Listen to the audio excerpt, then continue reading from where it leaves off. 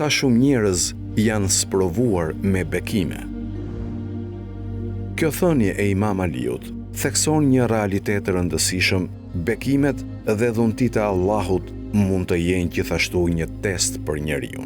Në Kur'an, Allahu na tregon se sprovat nuk vijnë vetëm nëpërmjet vështirësive, por edhe përmes dhuntive dhe bekimeve. Në surën Enfal, ajeti 28, Allahu thot: "Dhe dijeni se pasuria juaj dhe fëmijët tuaj janë vetëm një sprovë dhe se te Allahu është shpërblimi i madh." Ky ajet tregon se edhe pasuria dhe fëmijët mund të jenë një test. Ata mund të jenë një mundësi për falënderim dhe bindje ndaj Allahut, ose një burim shpërqendrimi dhe devijimi nga rruga e drejtë. Në surën Beled, ajeti 4 deri 5, Allahu thot: "Vërtet, ne e krijuam njeriun në vështirësi të një pas njëshme. A mendon ai se atë nuk mund ta mposht askush?" Këto ajete na tregojnë natyrën e sprovave dhe vështirësive në jetën njerëzore.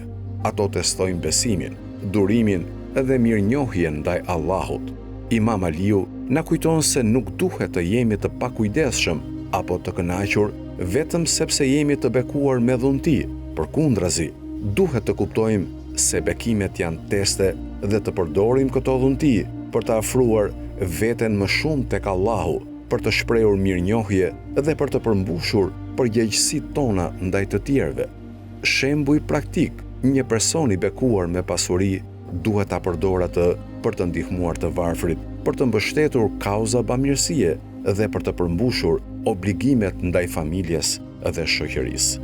Një person i bekuar me dijeni duhet ta përdorë atë për të edukuar të tjerët, për të promovuar drejtësinë dhe për të shpërndarë të mirën.